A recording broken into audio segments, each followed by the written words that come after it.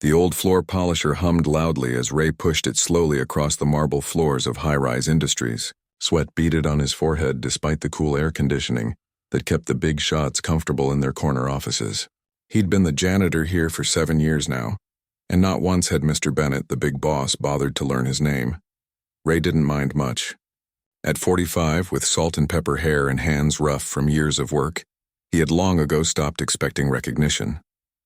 He was invisible to the suits rushing past with their expensive watches and important phone calls. That was just how things were. "Evening, Ray," called Mrs. Patel from the HR department as she headed toward the elevator. At least some folks acknowledged him. Ray smiled and nodded. "Have a good night, ma'am." The clock on the wall read 7:30 p.m. The building had mostly cleared out except for a few workaholics. This was Ray's favorite time, when he could clean the executive floor in peace. He pushed his cart toward the elevator, the wheels squeaking slightly against the freshly polished floor. As he rode up to the top floor, Ray pulled out his phone to check for messages from his son, Tyler. The boy was 16 now, growing up too fast since Ray's wife had passed away 3 years ago. A text message showed on the screen. "Got an A on my science project. Pizza for dinner?" Ray smiled and typed back, "Great job, buddy. Pizza night for sure. I'll be home by 9. The elevator doors opened to the executive level. It always felt different up here. The carpet thicker, the lighting softer, the air somehow fresher. Ray started his routine, emptying trash cans and wiping down surfaces. He was about to begin vacuuming when he heard it, the gentle notes of a piano floating down the hallway. Ray paused.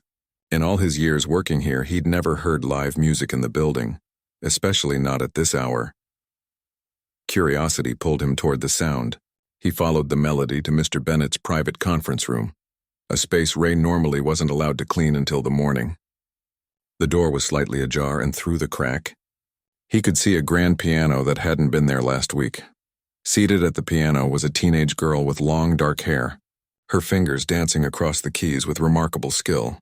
She played a piece Ray recognized immediately, Chopin's Nocturne in E-flat major, the kind of piece that required years of training. Ray stood mesmerized. Before life had taken its unexpected turns, before he'd needed to pick up janitorial work to make ends meet, he'd been a music teacher at the local high school. Music had been his life, his passion. The girl hit a challenging passage and faltered slightly. Without thinking, Ray pushed the door open a bit more, wincing as it creaked. The music stopped abruptly. The girl turned wide-eyed with surprise. "I'm sorry," Ray said quickly. "I didn't mean to interrupt." "That was beautiful playing." The girl didn't speak. She looked about 17, with features that reminded Ray of someone. Her eyes darted nervously to the door as if checking whether anyone else was coming. "Don't worry, I'm just the janitor," Ray said, pointing to his uniform. "I can leave you be." The girl shook her head and gestured for him to come in. She pointed to herself and then reached for a notebook on top of the piano. She scribbled something and held it up. "Ellie Bennett," Ray read aloud. Then it clicked. "You're Mr. Bennett's daughter?" She nodded, then wrote more. "I can't speak." "Oh," Ray said, understanding dawning on him. He'd heard whispers in the break room about the CEO's daughter who hadn't spoken a word since some kind of accident years ago. The office gossip machine called her the mute girl, with that particular cruelty people reserved for those who were different. "Well, you sure can play," Ray said, smiling warmly. "That Chopin piece is one of my favorites." Ellie's eyebrows rose in surprise. She wrote again, "You know Chopin?" Ray chuckled. "I wasn't born pushing a mop, you know. I used to teach music before." He trailed off, not wanting to dump his life story on this kid. "Anyway, your left hand was a bit heavy on that last passage. Try keeping it lighter. More like you're just brushing the keys." Ellie stared at him for a long moment, then turned back to the piano. She positioned her hands and played the passage again, this time with a lighter touch. The difference was subtle but significant. She looked back at Ray with a genuine smile and wrote, "Better?" "Much better," Ray confirmed. He glanced at his watch. "I should get back to work before your dad finds me in here giving piano lessons instead of cleaning." Ellie wrote quickly, "He works late but never comes in here. This is my space when I visit." "You don't live with your dad?" Ray asked before realizing it might be too personal. Ellie shook her head. She wrote, "Boarding school. Here for spring break. Dad's too busy for me." There was no self-pity in her expression, just a matter-of-fact acceptance that reminded Ray of himself. "Well, his loss," Ray said. "Anyone who's too busy to hear you play is missing out." Ellie's smile widened and she gestured to the piano bench, inviting him to sit. Ray hesitated. If Mr. Bennett walked in and found the janitor sitting at a grand piano with his daughter, Ray would be out of a job before he could explain. But something in the girl's hopeful expression made him reconsider. "Just for a minute," he said, setting down his cleaning supplies and joining her on the bench. He placed his hands on the keys, feeling the familiar smooth ivory beneath his fingertips. It had been years since he'd played on an instrument this fine. He began to play a simple jazz standard, nothing fancy, but the muscle memory was still there. When he finished, Ellie was watching him with wide eyes. She wrote rapidly, "You're really good. Why are you cleaning floors?" Ray laughed softly.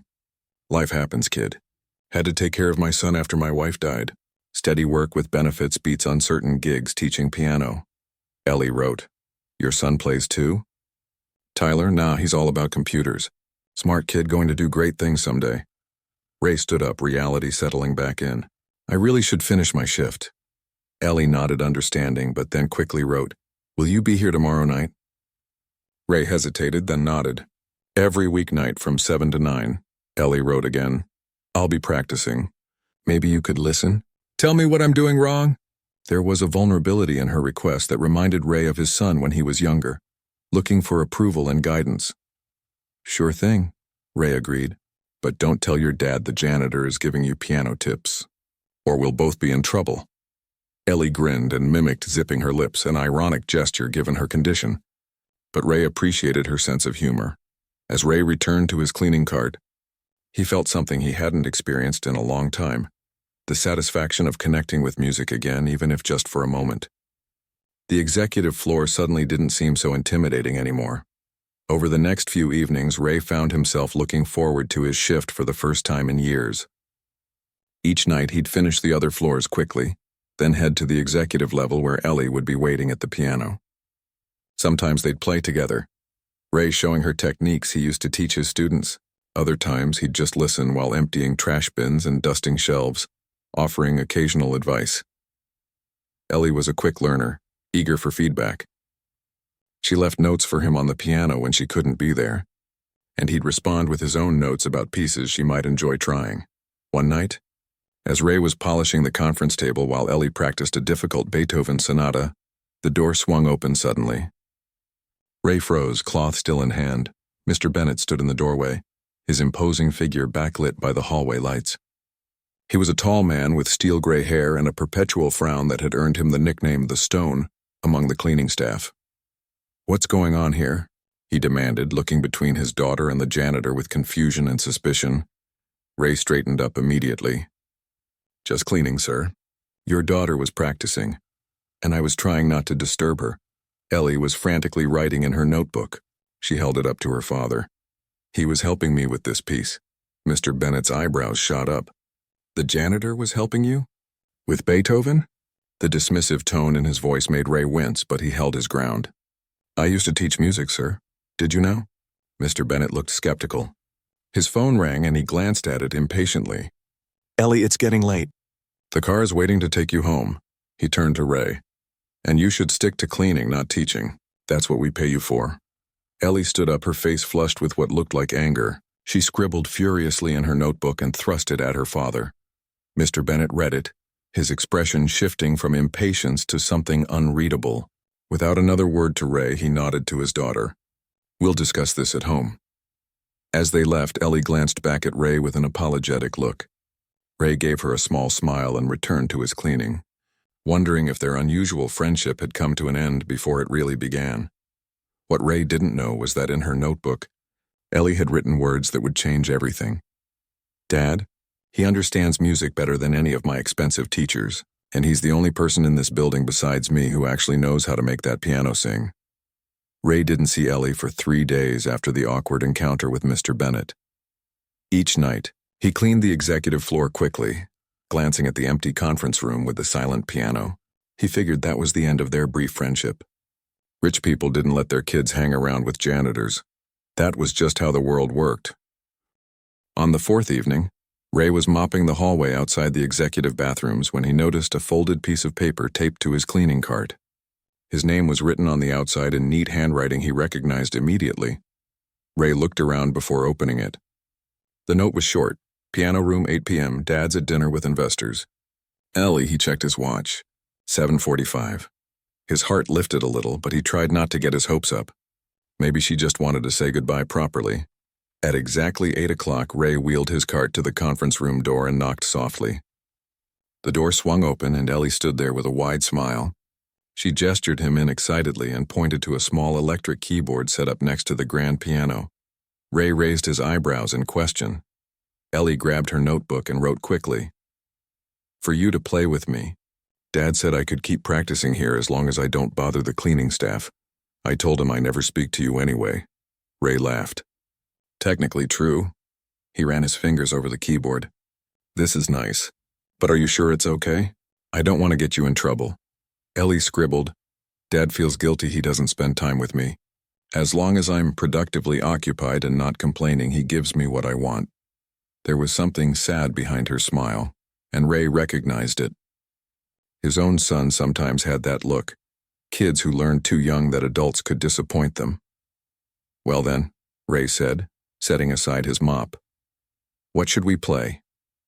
For the next hour, they made music together.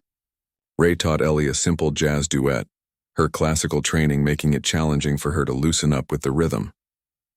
They laughed silently when she kept returning to perfect timing instead of the swing feel the piece needed.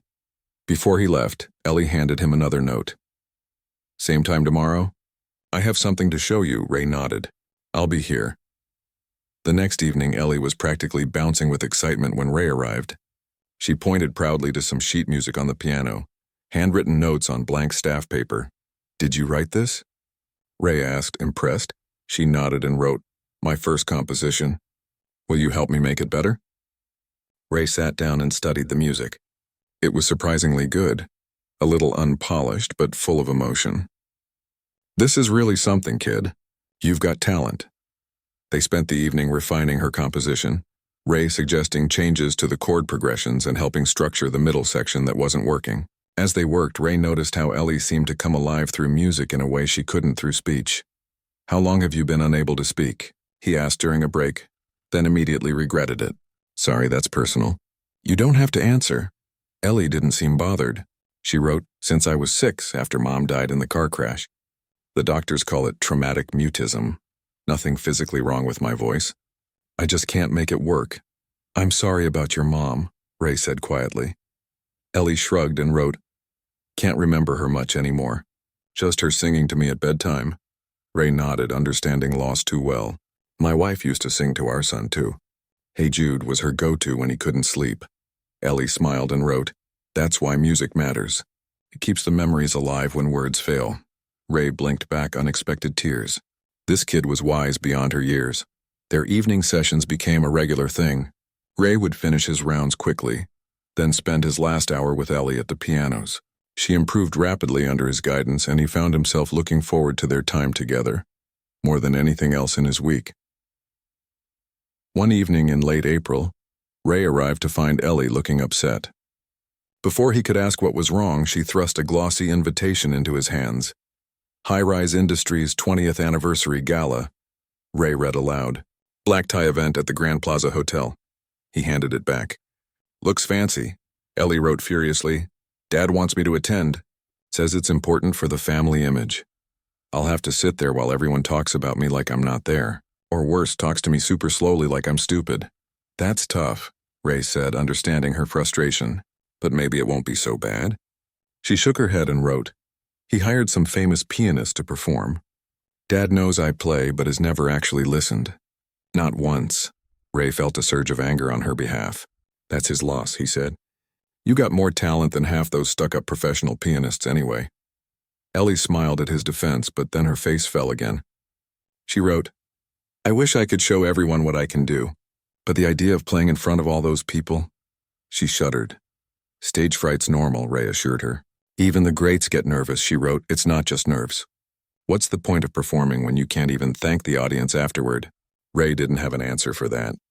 They played quietly that evening, the mood subdued. The following week brought trouble. Ray was cleaning the windows in the hallway when he overheard Mr. Bennett shouting into his phone in his office. "What do you mean, Lou canceled? The gala is in 3 weeks. We've got the biggest investors in the country coming, and now we have no entertainment." Ray couldn't hear the response, but Bennett's next words were clear.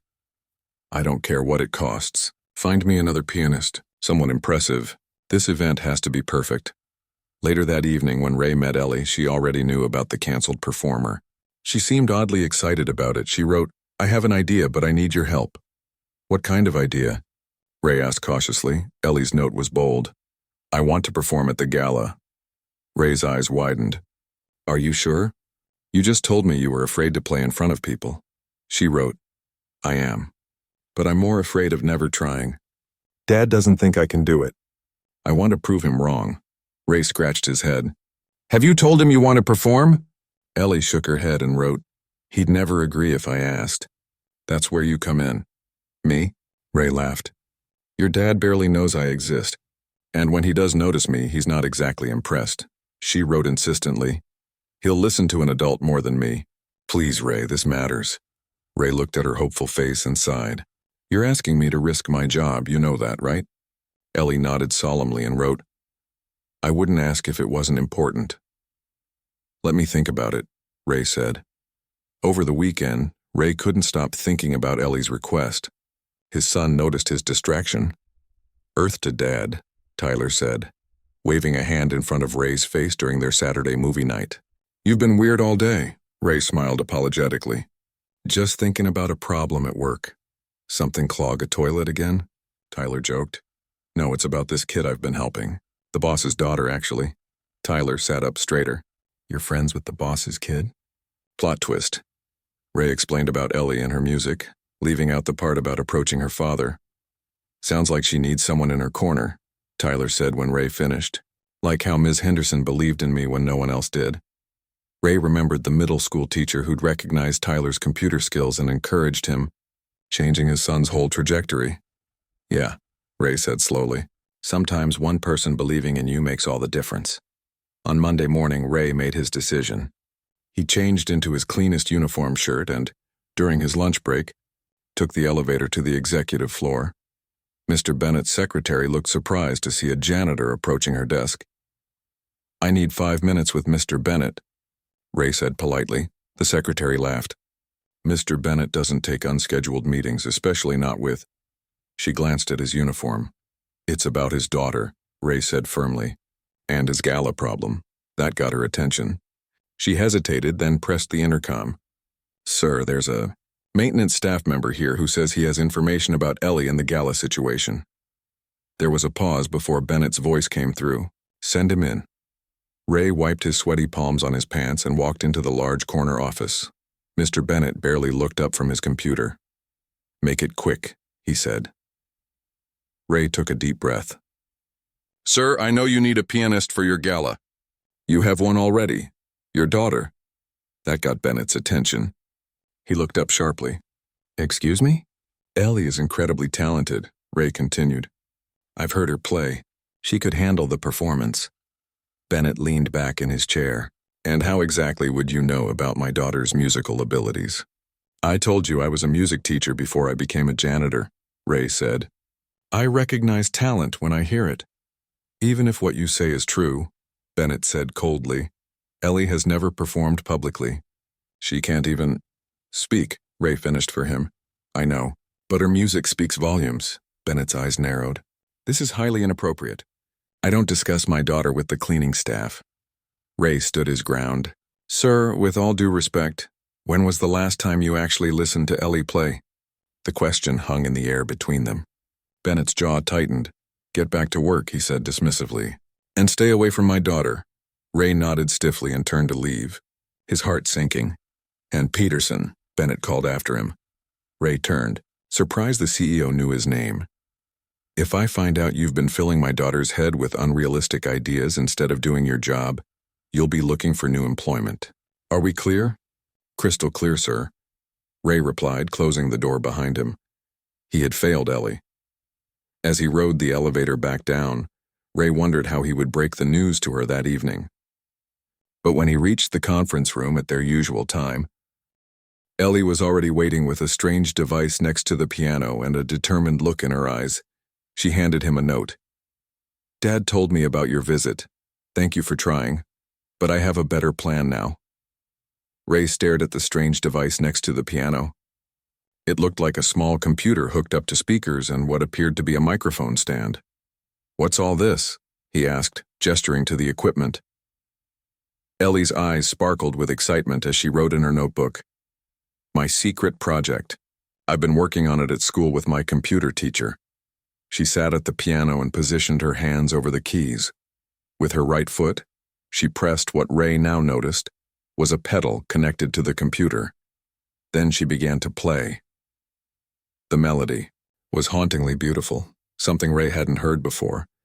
But what happened next made his jaw drop. As Ellie played, the computer processed the notes and transformed them into a voice, a synthesized but surprisingly natural-sounding voice that seemed to sing lyrics that matched perfectly with the music. When she finished, Ellie looked at Ray expectantly. "That's incredible," Ray said, genuinely amazed. "How does it work?" Ellie grabbed her notebook. "It's a program that converts musical patterns into vocal sounds. The pedal activates it. I've been programming different songs with lyrics I wrote. The computer sings what I can't say out loud." "So this is your plan for the gala?" Ray asked, beginning to understand. She nodded vigorously and wrote, "I'll play the piano and make it sing. Dad said I couldn't sing, but he never said my music couldn't." Ray shook his head in wonder. "You're something else, kid, but your dad already said no to you performing." Ellie's expression turned determined. She wrote, "He hasn't heard this yet. Once he does, he'll change his mind." "And if he doesn't?" Ray asked gently. Ellie's response was bold. "Then I'll need your help to do it anyway."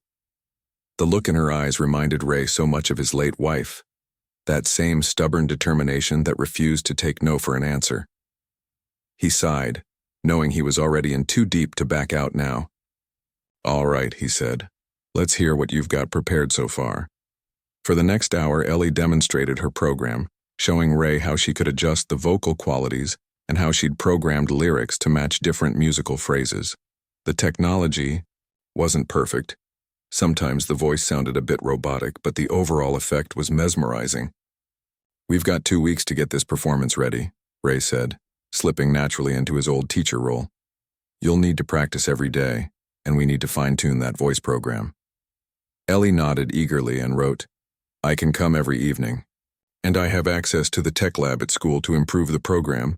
What about your dad? Won't he wonder where you are all these evenings?" Ellie rolled her eyes and wrote, "Dad's working late every night until the gala. Too busy to notice what I'm doing." There was hurt behind her words, and Ray felt a pang of sympathy. His own son at least had a father who came home every night who asked about his day. "His loss," Ray said simply. "Now let's talk about song selection. What were you thinking?" "Of playing?" Over the next few days, they developed a plan. Ellie would perform an original composition, a piece that told her story through music. Ray helped her refine the melody, drawing on his years of music teaching to suggest changes to the chord progressions and the emotional arc of the piece. "Music is like talking," he explained as they worked. "It needs to breathe. It needs to whisper sometimes and shout other times. Right now, your bridge section is all shouting. Try bringing it down here, then building back up to the finale." Ellie was a quick learner, incorporating his suggestions and often improving upon them. Her lyrics, which she showed Ray on her laptop, were poetic and honest. Words about silence and finding a voice, about being seen and heard. A week before the gala, Ray decided it was time to approach Mr. Bennett again. This time he requested a meeting through proper channels, sending an email to the CEO's assistant. To his surprise, he received an appointment for the following day during lunch hour. When Ray entered Bennett's office, the CEO looked less than pleased to see him. "Make this quick, Peterson. I have an actual meeting in 20 minutes. Ray stood straight, trying to project confidence he didn't quite feel. "I want you to listen to your daughter play before you dismiss the idea of her performing at the gala." Bennett's jaw tightened. "I thought I made myself clear. Just 5 minutes. Ray interrupted, surprising himself with his boldness. 5 minutes of your time to listen to your daughter. Is that really too much to ask? Something in Ray's tone must have gotten through. Bennett stared at him for a long moment, then checked his watch. 5 minutes this evening at 6 in the conference room. If I'm not impressed, this discussion is over permanently, and you'll be on thin ice, Peterson. Ray nodded. Thank you, sir. You won't regret it. When Ray told Ellie about the audition, she looked terrified. She scribbled frantically. Tonight? I'm not ready. The voice program still needs work. You're more ready than you think, Ray assured her, and this might be our only chance to change his mind. Just play the opening section we've been practicing. That part's solid. Ellie didn't look convinced, but she nodded reluctantly. At 6 o'clock sharp, Ray stood nervously outside the conference room as Mr. Bennett strode down the hallway, checking his expensive watch impatiently. Let's get this over with, he said as he pushed past Ray into the room. Ellie sat at the piano, her back straight but her hands trembling slightly. The computer was set up beside her, connected to small speakers. She glanced at Ray, who gave her an encouraging nod. Well, Bennett said, remaining standing near the door. I was told there would be music. Ellie took a deep breath and began to play. The opening notes filled the room, gentle, questioning. Ray watched Bennett's face carefully, looking for any reaction. The CEO's expression remained neutral, if slightly bored. Then Ellie pressed the pedal, activating the voice program. As the synthesized voice joined the piano, singing lyrics about silence and longing, Bennett's eyebrows shot up in surprise. For 2 minutes, the room was filled with Ellie's creation, her fingers speaking through the piano, the computer giving voice to her words. When she finished the short demonstration, she looked up at her father nervously. Bennett was silent for a long moment. Then he cleared his throat. That's quite clever, he said finally. The voice synthesis matched with the piano. Who came up with that? Ellie pointed to herself proudly. And the composition? The lyrics? She nodded again, her eyes hopeful. Bennett frowned, thinking, It's an interesting novelty, I'll grant you that. But the gala is a serious business event, Ellie. The investors expect traditional entertainment, not an experiment. Ellie's face fell. She grabbed her notebook and wrote something quickly, showing it to her father. Bennett read it, his expression softening slightly. I understand you want to show what you can do, but the risk is too high. If something goes wrong with that computer program in front of everyone. He shook his head.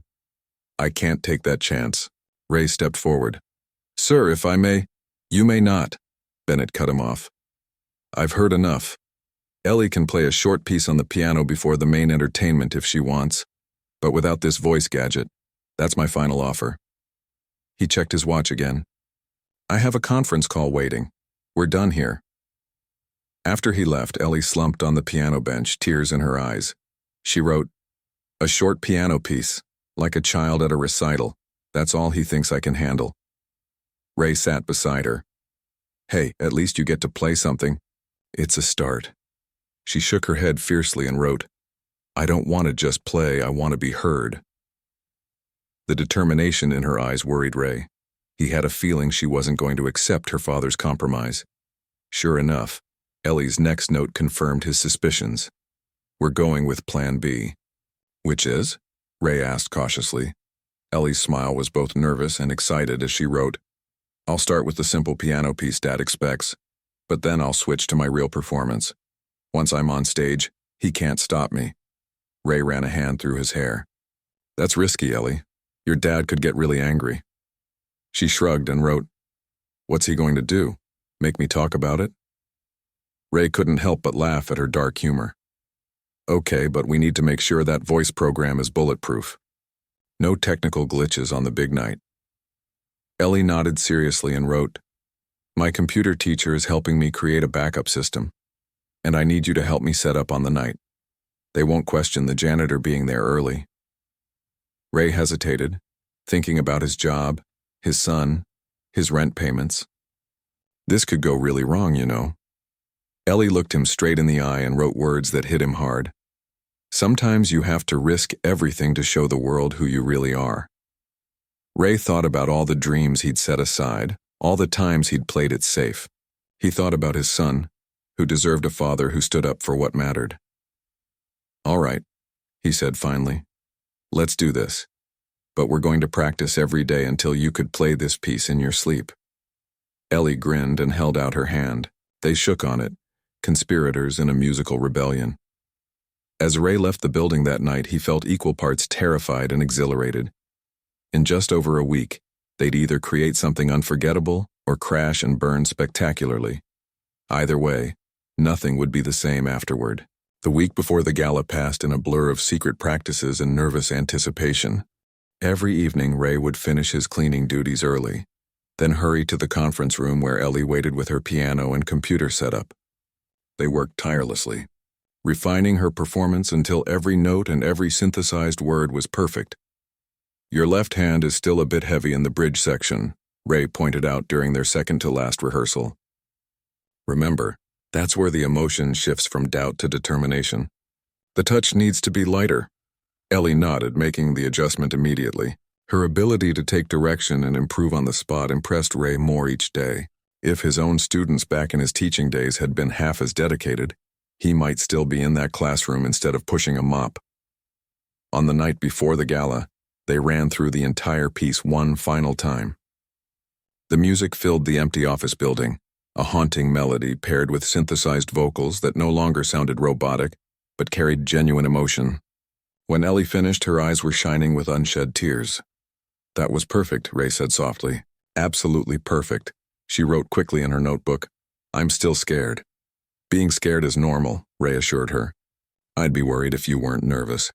It means you care." Ellie bit her lip and wrote, "What if Dad stops me? What if the system fails? What if everyone hates it?" Ray sat beside her on the piano bench. "Listen, kid. I can't promise everything will go smoothly tomorrow, but I can promise that no matter what happens, you've already won just by trying. Do you know how many people never even attempt to do something this brave?"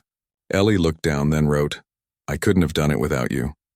"Sure you could have," Ray said, though he was touched. "You're the one with the talent and the idea. I'm just the guy who mops the floors and knows a thing or two about music."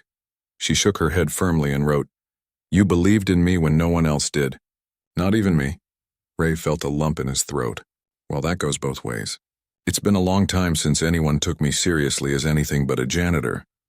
They sat in companionable silence for a moment. Then Ray checked his watch. "It's getting late. Big day tomorrow. You should head home and get some rest." Ellie nodded and began packing up her equipment. Before she left, she handed Ray one more note. "Whatever happens tomorrow, thank you." Ray carefully folded the note and tucked it into his pocket. "See you tomorrow, kid." The next morning, Ray arrived at the Grand Plaza Hotel 3 hours early. As the janitor for High-Rise Industries, no one questioned his presence as he helped the event staff set up the ballroom. He quietly checked the grand piano positioned on the small stage, making sure it was properly tuned. Then he found a hidden spot behind some decorative plants where Ellie could stash her computer equipment. By 5 o'clock, the hotel staff was adding finishing touches to the ballroom. Crystal chandeliers sparkled overhead. Tables were set with fine china and silverware, and a string quartet was setting up in the corner for pre-dinner music. Everything looked elegant and expensive, far removed from Ray's everyday world. "You." "Maintenance man," a sharp voice called. Ray turned to see a woman in a sleek pantsuit approaching, clipboard in hand. From her authoritative manner, he guessed she was the event planner. "Yes, ma'am," he responded politely. "There's a spill in the east corridor. Take care of it immediately. Guests will be arriving in an hour." Ray nodded and grabbed his mop, grateful for the excuse to stay on site. As he cleaned the spill, his phone buzzed with a text from Ellie. "Almost there. Dad making calls in the car. Says I play at 7:30 for exactly 5 minutes before real entertainment starts." Ray texted back, "Everything ready on my end. Remember the plan." By 6:30, guests began arriving, men in tuxedos and women in glittering evening gowns. Ray stayed in the background, now dressed in the hotel maintenance uniform he'd been given to blend in. From his inconspicuous position, he watched Mr. Bennett greet investors and business partners, playing the role of gracious host. Ellie stood beside him, looking uncomfortable in a blue formal dress, nodding silently as people spoke to her with exaggerated slowness or awkward gestures. At 7 o'clock, Ray slipped away to the service hallway where they'd agreed to meet. Ellie appeared moments later, her face pale with nerves. "You okay?" Ray asked. She nodded unconvincingly and held up her notebook. "Dad keeps introducing me to everyone. Says I should at least try to look happy to be here.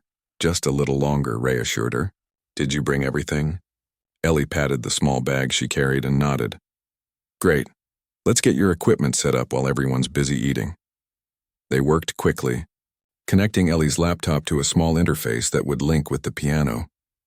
The equipment was mostly hidden from the audience's view by a large floral arrangement. "I tested the acoustics earlier," Ray whispered as they worked. "The sound carries beautifully in this room. Just remember to use the pedal consistently so the voice synthesis stays even." Ellie gave him a thumbs up, though her hands were trembling slightly. At 7:20, the event planner's voice came over the microphone, announcing that the evening's entertainment would begin in 10 minutes. Ellie's eyes widened in panic. "Deep breaths," Ray reminded her. "You've got this." She scribbled hastily. "What if I freeze? What if I can't play?" "Then you walk away with your head held high, knowing you had the courage to try," Ray said firmly. "But you won't freeze. You're ready for this."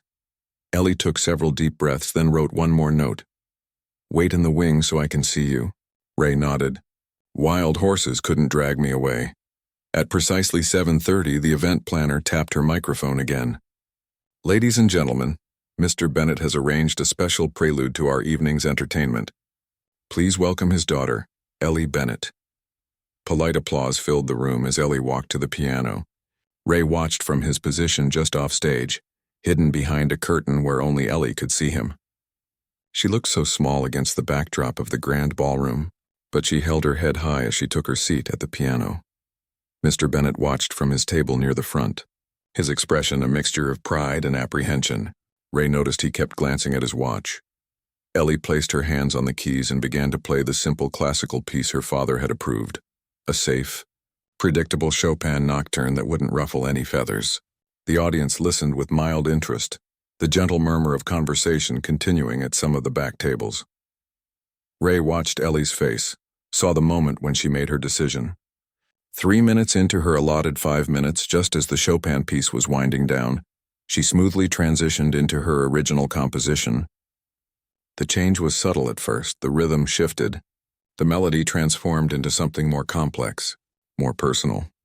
Mr. Bennett sat up straighter, his brow furrowing as he realized Ellie had deviated from the plan. But before he could react, Ellie pressed the pedal with her foot, activating the voice synthesis program. The first synthesized notes filled the ballroom, a haunting electronic voice singing words Ellie had written herself. "In silence I've lived, in silence I've watched, but through music, I finally speak." A hush fell over the crowd. Every conversation stopped. Every head turned toward the stage. Mr. Bennett half rose from his chair, his face a mask of shock. The event planner flipped frantically through her notes, clearly trying to figure out what was happening, but Ellie kept playing, her fingers dancing across the keys with confidence now, her eyes closed as she poured everything she couldn't say into her music. The synthesized voice grew stronger, singing about finding courage and breaking free from expectations. Ray held his breath as he watched the audience. This was the moment of truth. Would they reject this unconventional performance? Would Mr. Bennett storm the stage and cut it short? An elderly investor at the front table dabbed at her eyes with a napkin. 2 younger executives leaned forward, clearly captivated. And Mr. Bennett. Ray watched as the CEO slowly sank back into his chair, his expression unreadable. The piece built toward its climax, the piano and synthetic voice blending in a powerful declaration of self. The final lines rang out clearly. "Hear me now, not with your ears, but with your heart. My silence ends where my music begins." As the last notes faded, the ballroom remained absolutely silent. Ellie sat frozen at the piano, her hands still poised over the keys, afraid to look up. Ray's heart pounded in his chest. Had they made a terrible mistake? Would this end with humiliation for Ellie and unemployment for him? Then from the back of the room, someone began to clap. The applause spread quickly, growing into thunderous approval that filled the ballroom. People rose to their feet, their faces showing genuine emotion. Ellie finally looked up, her eyes wide with disbelief as she faced her first standing ovation. Her gaze found Ray, and the pure joy in her expression made every risk worthwhile. Mr. Bennett remained seated, his face a complex mix of emotions: surprise, confusion, and something that looked almost like remorse. As the applause continued, Ray knew the night wasn't over yet. There would be consequences for their rebellion. But in this moment, watching Ellie finally being truly heard, he couldn't bring himself to regret a thing. The standing ovation lasted nearly 2 minutes. Ellie remained at the piano, her cheeks flushed with a mixture of disbelief and joy as the applause washed over her. When she finally stood to bow, the crowd's enthusiasm only grew louder. From his spot in the wings, Ray beamed with pride. This was what it felt like to see someone step into their true potential, something he had missed since leaving teaching. In that moment, regardless of what happened next, he knew every risk had been worth it. As Ellie left the stage, she rushed straight to Ray and threw her arms around him in a tight hug. He patted her back awkwardly, not used to such displays of emotion. "You did it, kid," he whispered. "You were amazing." She pulled back, her eyes shining with tears and excitement. She mimed writing, and Ray quickly handed her the small notepad he'd kept in his pocket. "They heard me," she wrote, underlining the words twice. "They really heard me." Before Ray could respond, the event coordinator bustled over, her face a mixture of annoyance and admiration. "That was not the approved program," she hissed, then softened slightly. "But it was quite remarkable. The string quartet is ready to take over now." Ellie nodded and quickly wrote, "Need to get my equipment." As they gathered Ellie's laptop and interface from behind the piano, Ray spotted Mr. Bennett making his way toward them, his expression unreadable. Ray straightened up, preparing for the worst. "Mr. Bennett," he began, "I can explain." The CEO held up a hand to silence him, then turned to his daughter. For a long moment, father and daughter simply looked at each other. Then, to Ray's surprise, Mr. Bennett reached out and pulled Ellie into an embrace. "That was extraordinary," he said quietly, as he released her. "Why didn't you ever show me what you were working on?" Ellie grabbed her notebook and wrote rapidly, "You never asked." The simple words seemed to hit Bennett like a physical blow. He stared at the note, then at his daughter's face, as if truly seeing her for the first time. "No," he admitted. "I suppose I didn't."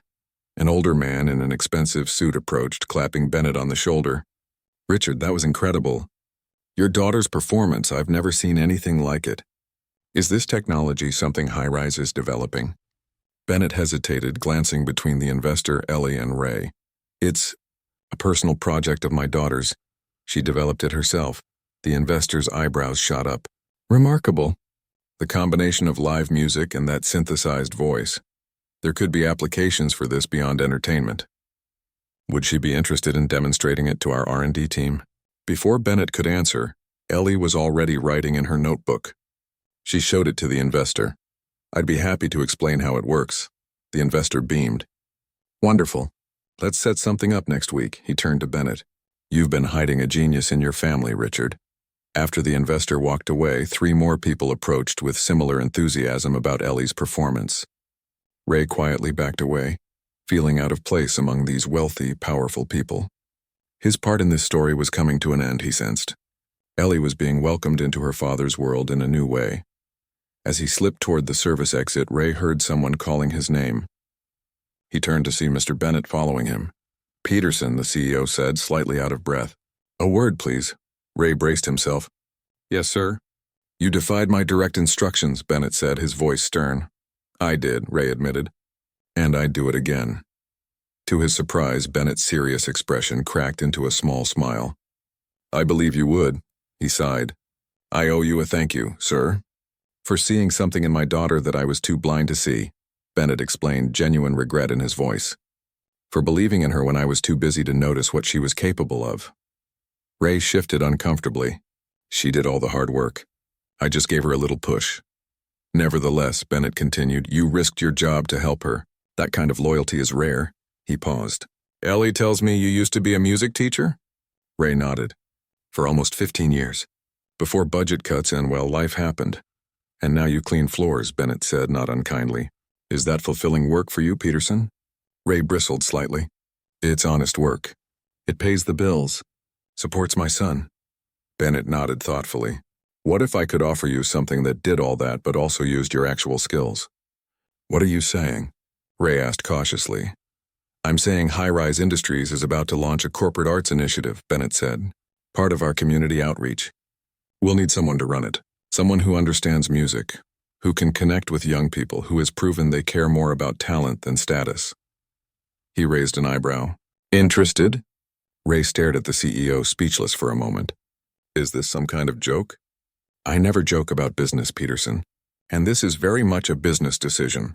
My daughter's performance tonight impressed people who aren't easily impressed. Several have already mentioned funding partnerships if we develop this initiative. He extended his hand.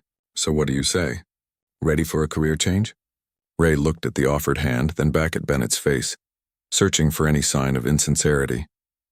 Finding none, he slowly reached out to shake it. I'd need to know the details, of course, he said, still cautious. Hours, salary, what exactly the job entails. Of course, Bennett agreed. We'll set up a proper meeting next week. Though I should warn you, Ellie has already volunteered to be your first student. Seems she believes you're the only teacher who really understands her music.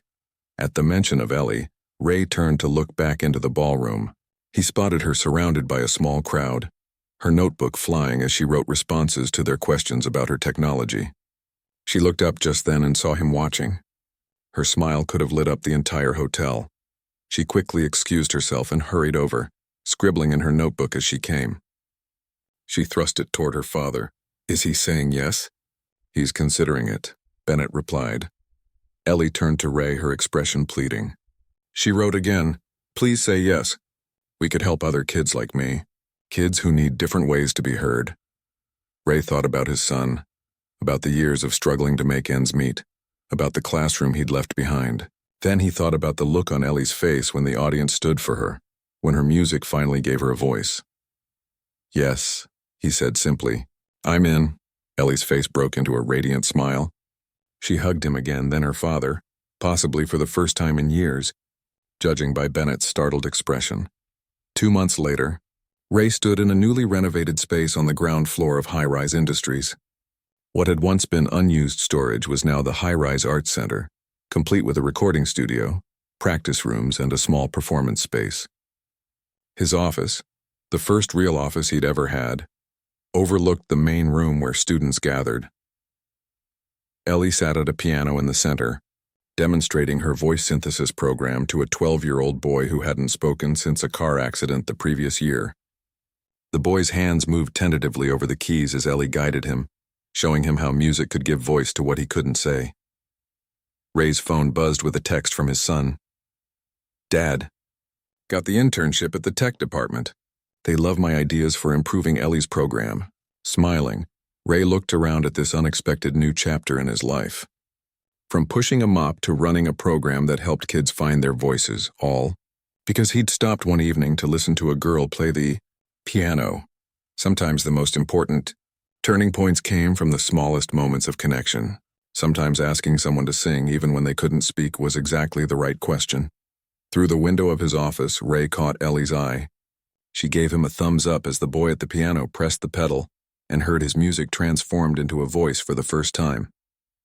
The look of wonder on the child's face was all the confirmation Ray needed. He'd finally found his way back to the work he was meant to do.